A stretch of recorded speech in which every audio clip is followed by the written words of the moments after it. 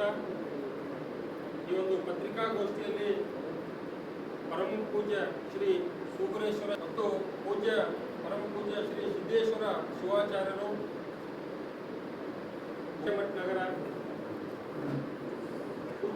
ಪರಮ ಪೂಜ್ಯ ಶ್ರೀ ಚಂದ್ರಶೇಖರ ಸ್ವಾಮಿಗಳು ಇಟಗಿ, ಪರಮ ಪೂಜ್ಯ ಶನಿವೀರ ಶಿವಾಚಾರ್ಯ ರಾಜೇಂದ್ರ ಶಿವಾಚಾರ್ಯರು ಚಿಕ್ಕಮಠ ದೋರ್ನಹಳ್ಳಿ ಮತ್ತು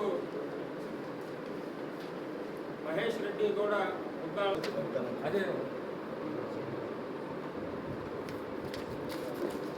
ಶ್ರೀ ಸವಿತಾನಂದ ಮಹಾಸ್ವಾಮೀಜಿ ಈ ಒಂದು ಪತ್ರಿಕಾಗೋಷ್ಠಿ ಉದ್ದೇಶಿಸಿ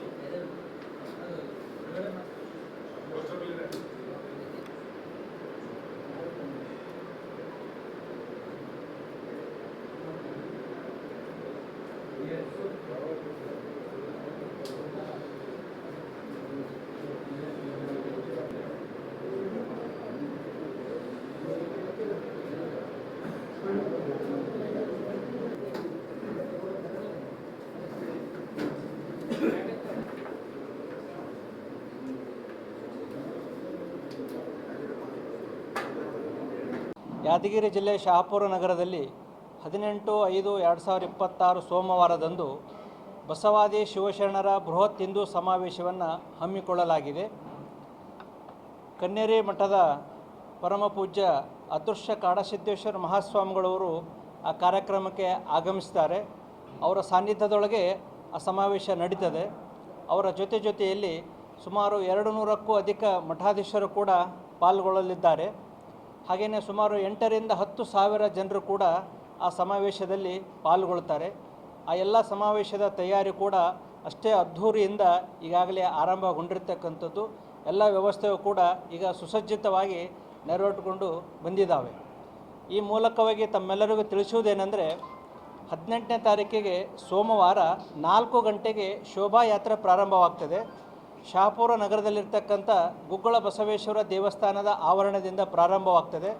ಭಾರತ್ ಮಾತೆಯ ಹಾಗೂ ಬಸವಾದಿ ಶಿವಶರಣರ ಭಾವಚಿತ್ರಕ್ಕೆ ಅಲಂಕಾರಗೊಳಿಸಿ ಸಾರೋಟದೊಂದಿಗೆ ಸುಮಾರು 2,000 ಮುತ್ತೈದರ ಕುಂಭದೊಂದಿಗೆ, ಆರತಿಯೊಂದಿಗೆ ಹಾಗೂ ಹಲವು ಮಂಗಲ ವಾದ್ಯದೊಂದಿಗೆ ಮತ್ತು ನೆರೆದಿರ್ತಕ್ಕಂಥ ಎಲ್ಲ ಮಠಾಧೀಶ್ವರರ ನೇತೃತ್ವದಲ್ಲಿ ಆ ಶೋಭಾಯಾತ್ರೆ ಸಾಗಿಕೊಂಡು ಬರ್ತದೆ.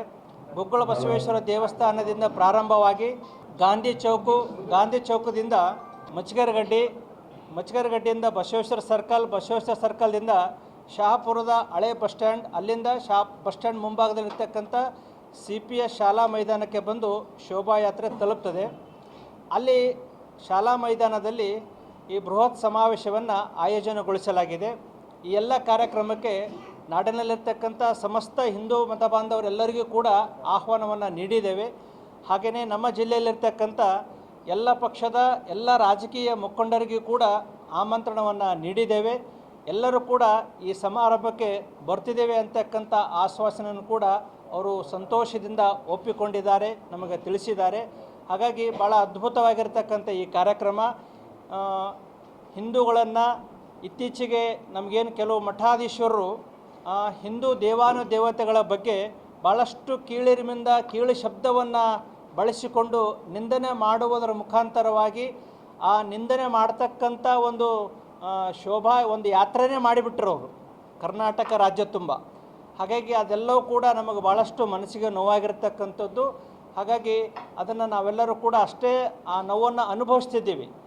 ಅದನ್ನು ನೋಡಲಾರ್ದೆ ಕನ್ಯಾರಪ್ಪರು ಉಗ್ರವಾಗಿ ಖಂಡಿಸ್ತಿದ್ದರು. ಆ ಖಂಡನೆಯೇ ಬರೀ ಒಂದೇ ಸ್ಥಳದಲ್ಲಿ ಆಗಬಾರ್ದು, ಕರ್ನಾಟಕ ರಾಜ್ಯ ತುಂಬ ಎಲ್ಲ ಕೂಡ ಆಗಬೇಕು. ಜೊತೆಗೆ ನಮ್ಮೆಲ್ಲ ಹಿಂದೂ ಸಮಾಜ ಬಾಂಧವರಿಗೆ ನಮ್ಮ ಹಿಂದೂ ಧರ್ಮದ ಮತ್ತು ಹಿಂದೂ ಸಂಸ್ಕೃತಿ ಆಚರಣೆಗಳ ಬಗ್ಗೆ ಸರಿಯಾಗಿರ್ತಕ್ಕಂಥ ಮಾಹಿತಿಯನ್ನು ಕೊಡ್ತಾ ಹೋಗಬೇಕು, ಅದು ಸಮಾವೇಶದ ಮುಖಾಂತರವಾಗಿ ಅನ್ನುವ ಒಂದು ನಿರ್ಣಯವನ್ನು ಮಾಡಿಕೊಂಡು ಈ ಸಮಾವೇಶವನ್ನು ಶಹಾಪುರ ನಗರದಲ್ಲಿ ಆಯೋಜನೆ ಮಾಡಲಾಗಿದೆ. ಹಾಗಾಗಿ ಈ ಸಮಾವೇಶಕ್ಕೆ ಹೆಚ್ಚಿನ ಸಂಖ್ಯೆಯಲ್ಲಿ ತಾವೆಲ್ಲರೂ ಕೂಡ ಪಾಲ್ಗೊಂಡು ಯಶಸ್ವಿಗೊಳಿಸಬೇಕಾಗಿ ಈ ಮೂಲಕ ನಾನು ಕೋರುತ್ತೇನೆ.